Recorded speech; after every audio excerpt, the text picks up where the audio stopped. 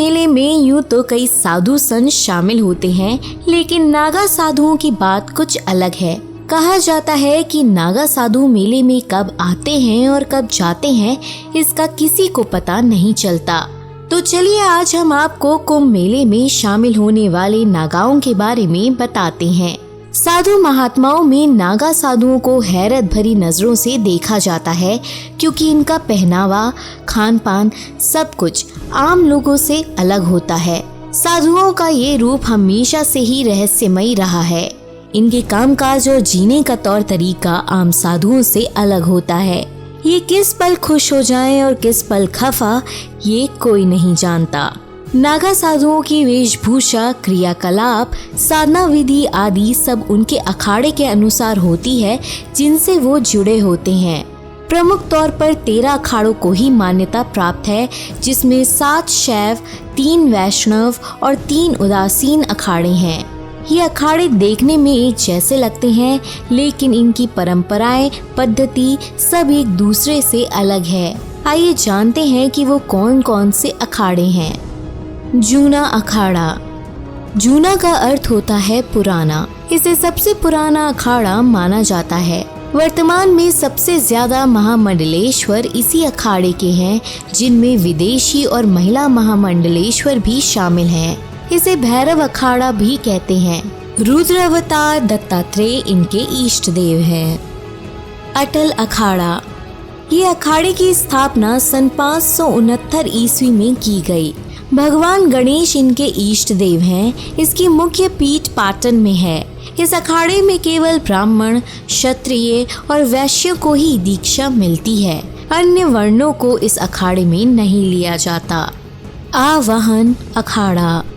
ये अखाड़ा सन 646 में स्थापित हुआ और सन 1603 में इसे पुनर्संयोजित किया गया। श्री दत्तात्रेय और श्री गजानन इनके इष्ट देव हैं। इस अखाड़े का केंद्र काशी है, जिसमें महिला साध्वियों की कोई परंपरा नहीं है।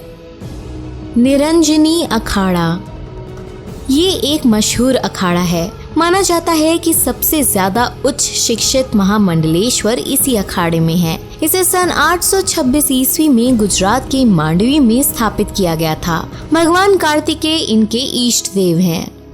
पंचाग्री अखाड़ा। इस अखाड़े की स्थापना 1136 में हुई। गायत्री इनके इष्ट देव हैं। इनका प्रधान केंद्र काशी है। चारों पीठ के शंकराचार्य इनके सदस्यों में शामिल हैं। इस अखाड़े में सिर्फ ब्राह्मणों को ही दीक्षा दी जाती है। ब्राह्मण के साथ उनका ब्रह्मचारी होना भी आवश्यक है। महानिर्वाणी अखाड़ा। यह अखाड़ा 681 ईस्वी में स्थापित हुआ था। लोगों का मानना है कि इसकी उत्पत्ति झारखंड के बैद्यनाथ धाम में हुई, जबकि कुछ हरिद्वार के नीलधारा को इसका जन्म स्थान मानते हैं। कपिल महामुनि इनके इष्ट देव हैं। उज्जैन के महाकालेश्वर ज्योतिर्लिंग की पूजा का जिम्मा इसी अखाड़े के पास है।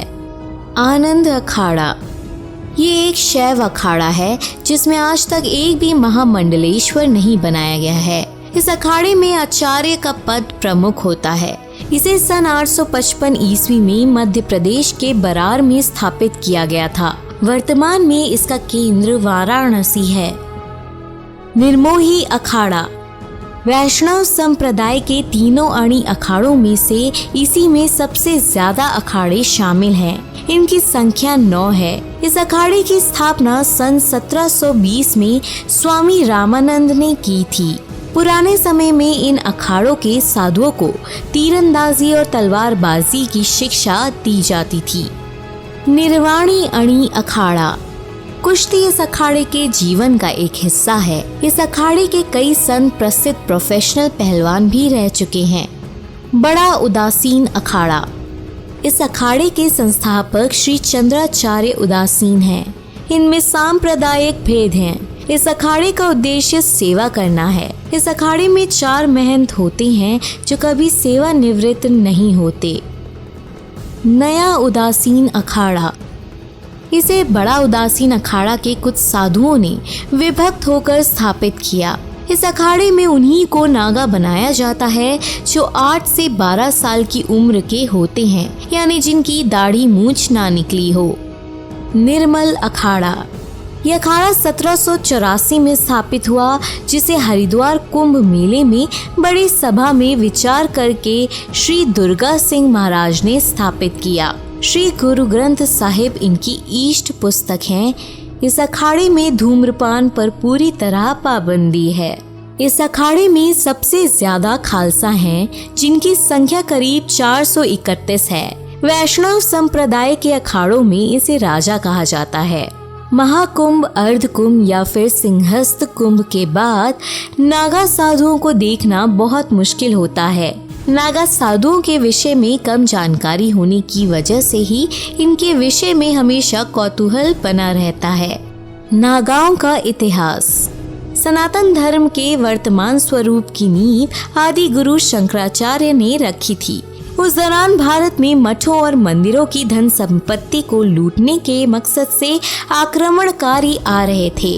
इन आक्रमणकारियों से रक्षा के लिए शंकराचार्य ने सनातन धर्म के विभिन्न संप्रदायों की सशस्त्र शाखाओं के रूप में अखाड़ों की स्थापना की। ये अखाड़े आश्रम और मंदिरों में होते थे। धर्म और समाज की रक्षा के लिए इन अखाड़ों में साधुओं को अस्त्र शस्त्र की विद्या दी जाती थी। नागा और युद्ध। इतिहास में नागा साधुओं ने धर्म और समाज के लिए कई लड़ाइयाँ लड़ी। कहते हैं धर्म की लड़ाई में 40,000 से ज्यादा नागाओं ने हिस्सा लिया। इन लड़ाइयों में सबसे प्रचलित है नागा साधु और अहमद शाह अब्दाली की लड़ाई। बताया जाता है कि शाह ने मथुरा वृंदावन पर कब्जा करने के बाद गोकुल पर आक्रमण किया। तब नागा साधुओं ने अपनी ताकत का परिचय देते हुए शाह की सेना को धूल चटा दी। कहते हैं नागाओं का कुछ समूह अखाड़े, आश्रम और मंदिर में रहते हैं, तो कुछ तप के लिए हिमालय या किसी ऊंचे पहाड़ की गुफाओं में रहने चले जाते हैं। नागा साधुओं में न सिर्फ पुरुष होते हैं, बल्कि इनमें नागा महिलाएं भी शामिल होती हैं। महिला नागा। आज के समय में कई अखाड़ों में महिलाओं को भी नागा साधु की दीक्षा दी जाती है। जानकर हैरानी होगी कि महिला साधु में विदेशी महिलाएं भी शामिल हैं। वैसे तो महिला और पुरुष नागा साधु के नियम कायदे लगभग समान ही होते हैं। फर्क सिर्फ इतना है कि महिला नागा को एक पीला वस्त्र लपेट कर रहना पड़ता है और यही वस्त्र पहनकर स्नान करना होता है। इन्हें नग्न स्नान की अनुमति नहीं है, यहाँ तक कि कुंभ मेले में भी नहीं, जबकि पुरुष नागा निवस्त्र रहते हैं। कहते हैं कि नागा साधु कभी भी आम मार्ग से नहीं आते जाते, बल्कि देर रात घने जंगलों के रास्ते से पैदल यात्रा कर कुंभ मेले में पहुंचते हैं। दुनिया की तमाम सुविधाओं से दूर रहकर तप साधना में लीन रहने वाले नागा साधुओं के बारे में कहा जाता है कि आम आदमी के मुकाबले उनका जीवन ज्यादा कठिन होता है। नागा साधुओं के अखाड़े से जुड़ा कोतवाल अखाड़े और नागा साधुओं के बीच सेतु का काम करता है। दूर जंगलों, गुफाओं, बर्फीली पहाड़ियों में रहने वाले नागा साधुओं को कुंभ में बुलाने का काम या फिर कोई सूचना देने का काम यही कोतवाल करता है। आम लोगों की तरह नागा भी श्रृंगार करते हैं। सूर्योदय से पहले उठकर नित्य क्रिया और स्नान करने के बाद साधु अपना श्रृंगार करते हैं। भभूत, चंदन, रुद्राक्ष, कुंडल आदि से श्रृंगार करने वाले नागा अपने साथ त्रिशूल, डमरू, तलवार, चिमटा, चिलम साथ रख कर चलते हैं। आज भी बड़ी संख्या में युवा नागा साधु बनते हैं, लेकिन नागा साधु बनने के लिए कठिन परीक्षा से गुजरना पड़ता है। शिक्षा ग्रहण करने से पहले इन्हें अपनी वासना और इच्छाओं पर काबू करना पड़ता है। कहते हैं कि नागा 24 घंटों में केवल एक बार ही भोजन करते हैं। नागा बनने की पहली शर्त आजीवन ब्रह्मचर्य होती है। वस्त्रों को त्याग भी नागा बनने के लिए जरूरी माना जाता है। वस्त्र का त्याग जीवन के प्रति उनकी निस्सारता का प्रतीक है। अधिकांश नागा साधु केवल भस्म को अपना वस्त्र मानते हैं। उन्हें शिक्षा सूत्र यानी चोटी का परित्याग करना होता है।